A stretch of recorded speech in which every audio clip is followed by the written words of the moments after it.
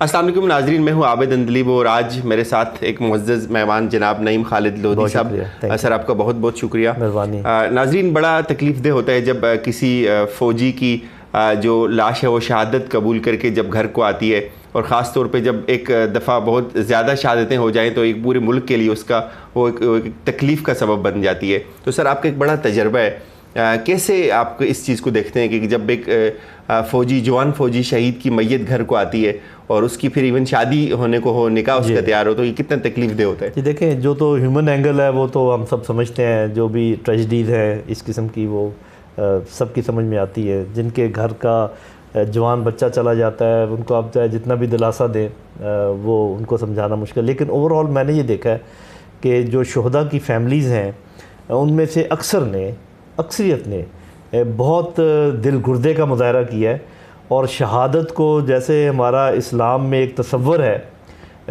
उस तरीके से उसको लेते हैं, और बहुत ज़्यादा आउज़ारी का माहौल नहीं होता।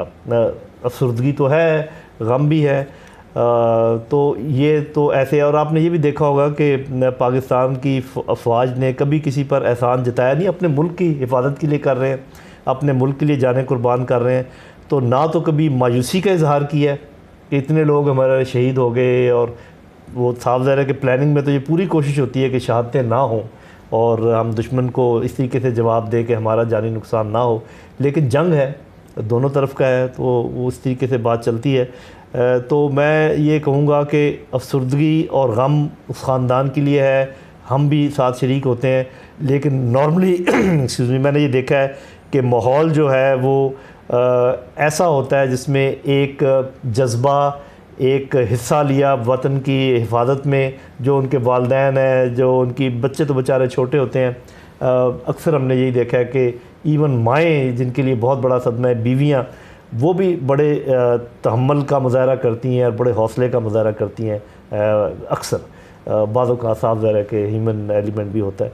तो इस लिहाज से मैं समझता हूँ कि ये कोई आहुजारी का मुकाम नहीं है ओवरऑल जब भी कोई शहादत होती है, लेकिन सोच और विचार का मकाम ज़रूर है कि कैसे इसमें कमी की जाए। सर फ़ौज की एक तरबियत का ये अंसर है कि लोग जो फ़ौजी जवान होते हैं वो बड़ा दीदा दिलेरी से लड़ते हैं, वो महाज पे भी जाते हैं, वो ये चीज़ नहीं देखते, वो इर्रिस्पेक्टिव ऑफ द सर्कमस्टांसेस, वो पानी है, वो खला है, वो ज़मीन है, वो तूफ़ान है, वो पहाड़ है, वो जानबाजों की तरह में नज़र आते हैं। जी बिल्कुल, इसमें फ़ौजी तरबियत का बहुत रोल है।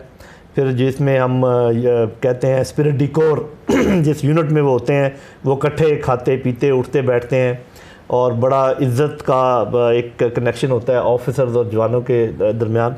और ये शायद बात मालूम होगी ज़रूर आपको कि पाकिस्तानी फ़ौज में जो ऑफिसर्स और जवानों की शहादत का रेशियो है वो दुनिया में सबसे ज़्यादा है।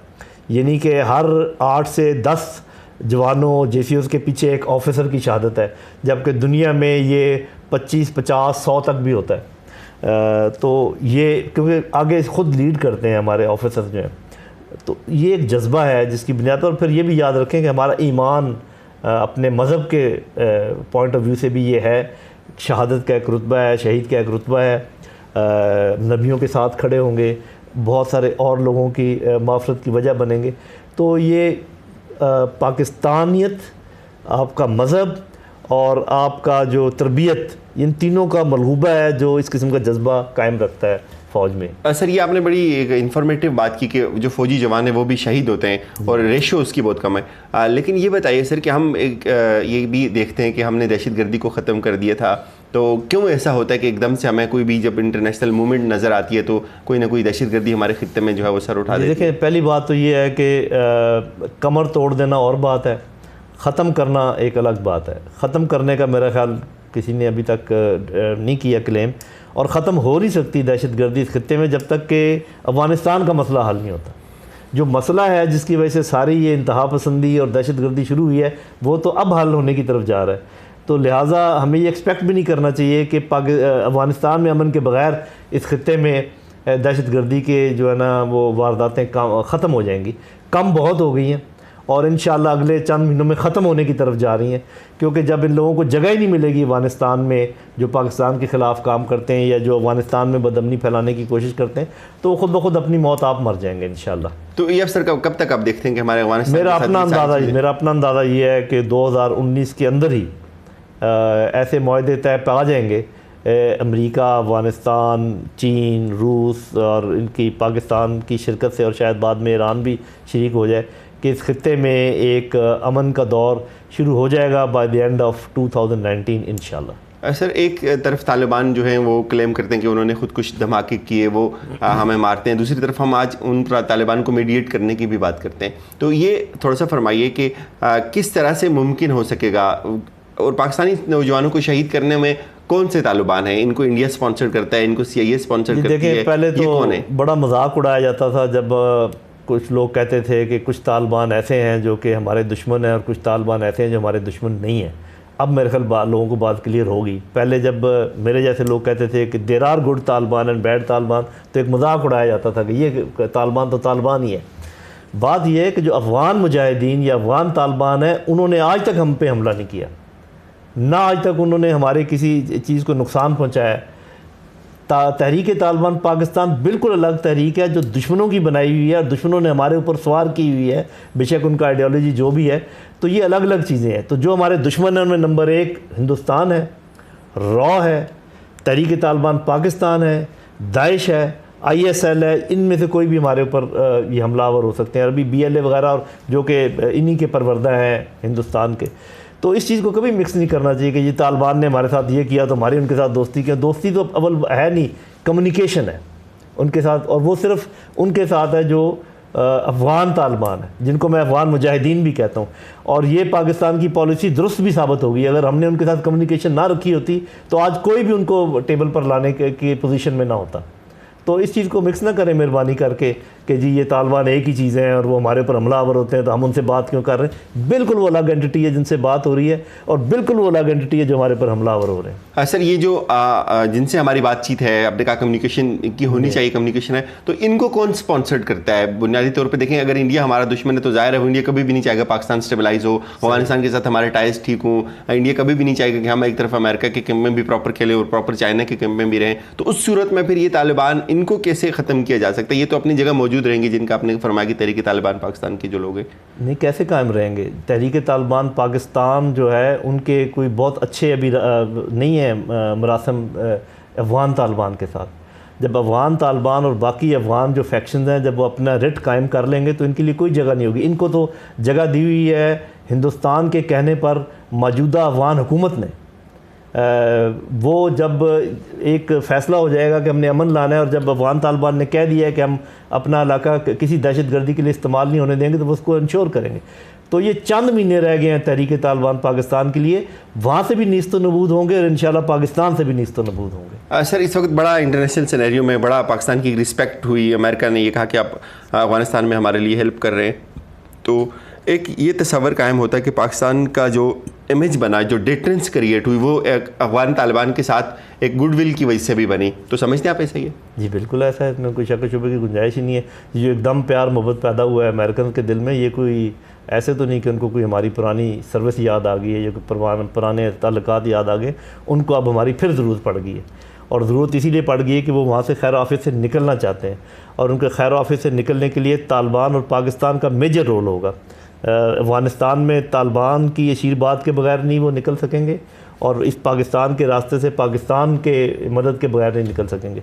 तो मेरा ख्याल है पाकिस्तान वाहिद मुल्क है दुनिया का जो उनकी सेफ़ एग्ज़िट फ्राम अफ़गानिस्तान में उनकी मदद कर सकता है, और कोई भी मुल्क उनकी मदद नहीं कर सकता। सर, फजल रहमान साहब ने ये फरमाया कि ISI ने उस वक्त इनकार कर दिया था कि हमें नहीं पता उसामा का, और अब इमरान खान ने जो है ख़ुद अमेरिका में जाके ये कह दिया जी कि ISI ने उसको हेल्प की थी। ये तो बात को डिस्टॉर्ट करने वाली बात है ना। ISI ने ना कभी कहा है कि हमें पता था उसामा का, ना ही इमरान खान ने कहा है कि ISI को पता था। उन्होंने कहा कि ISI ने एक लीड दी थी जिसकी बुनियाद पर पता लगाया गया उसामा बिन लादेन। इस बात को क्लियर करना चाहिए, और आप लोगों को ख़ासकर जो मीडिया वाले हैं उनको क्लियर करना चाहिए, बातों को कंफ्यूज नहीं करना चाहिए। एक ऑडियो क्लिप थी अरेबिक की जो कि ISI के हाथ लगी थी, पाकिस्तान के किसी इलाके से वो निकली थी और सेटेलाइट के थ्रू कहीं गई थी। पाकिस्तान ने सिर्फ वो क्लिप दी थी उनको कि हमें शक है कि यहाँ पर कोई अरब कहीं पर है, और ये भी नहीं पता था कि कहाँ से वो निकली। ये उन्होंने फिर ख़ुद कोशिश करके पता लगा के उसके आगे उसको ट्रैक करके पता लगाया कि ये कहाँ से एमिनेट हुई है। तब तो एक लीड थी जिसका कोई सर या पैर नहीं था, उसकी बुनियाद पर उन्होंने वो पता लगा लिया।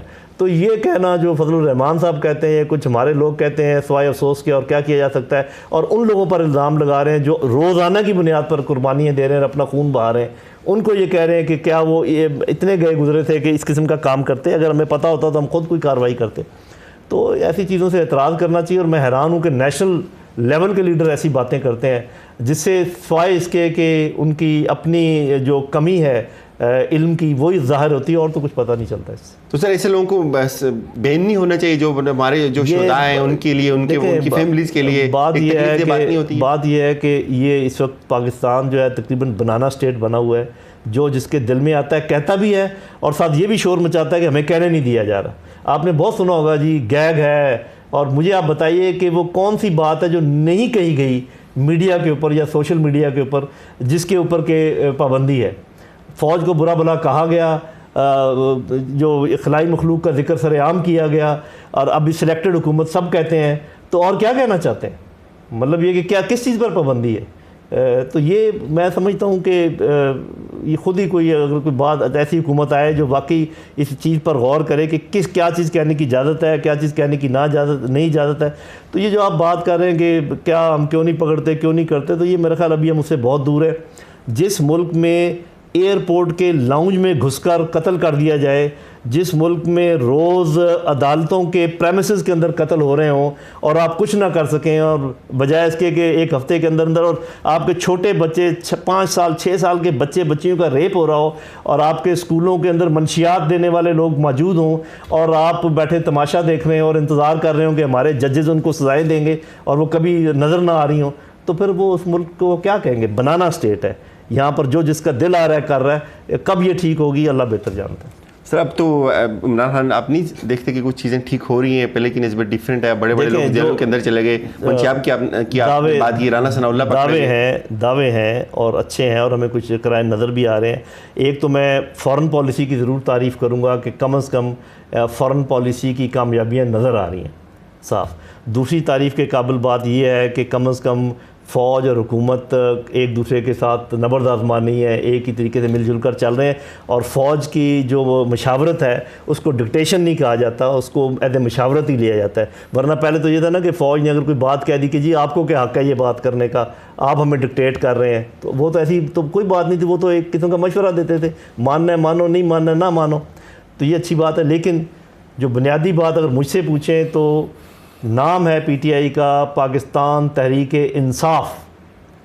इंसाफ लोगों को कितना मिल रहा है वो एक देखने की बात है। और दूसरी बात मेरी ये याद रखें कि अगर गरीब आदमी के मुंह से आपने रोटी छीन ली तो वो बिल्कुल लिहाज नहीं करेगा और वो सड़कों पर आ जाएगा, PTI चाहे सोने की बनी हो चाहे चांदी की बनी हो। तो सर ये PTI वाले ये कहते हैं कि हमारा ये मौक़िफ़ है कि हम बहुत ज़्यादा कर्ज़ों में हमें ये मुल्क दिया गया, इस मुल्क के ऐसे हालात हमें नहीं अदराक था कि इस तरह की चीज़ें इस लेवल पे चली गई हुई हैं, बेशुमार कर्ज़ा। उन्होंने फिर कमीशन बनाने की बात की कि 24,000 अरब जो है वो सिर्फ 3-4 सालों में लग गया, कहाँ गया? तो मेरे ख्याल में सर ये इस चीज़ को भी तो देखना चाहिए। हाँ जी, पहले तो ये कहना गलत है कि हमें इदराक नहीं था, तो फिर आप इतनी बड़ी पार्टी और वो किस लिए आए थे? जब आ गए इक़्तिदार में तो पता चला कि किसी चीज़ की तैयारी नहीं है। तो जब पॉलिटिकल पार्टी नेशनल लेवल पर आती हैं तो ये कोई बहाना नहीं है कि हमें इदराक नहीं था कि क्या बात है। दूसरी बात ये है कि चलें जो पिछले कर्ज़ों का बोझ है वो तो है ही है, तो ऐसे कौन से इक़दाम हुए अभी तक जिसमें मईशत में कोई बेहतरी आई हो? मुझे तो नज़र नहीं आती। अगर आपको नज़र आती है तो देख कह रहे हैं जी कर रहे हैं, हम इंफ्रास्ट्रक्चर को ठीक कर रहे हैं। भाई जब तक आप ठीक करेंगे उस तक ये मज़दूर और लोग बेचारे सड़कों पर आ जाएंगे। तो मेरा नहीं ख्याल कि अभी तक इकॉनमी के मैदान में कोई ऐसा काम हुआ है जिसको सराहा जा सके कि जी देखें इसके फ़ायदे नज़र आने लग गए हैं। बाकी ये जो आप कह रहे हैं लोगों को पकड़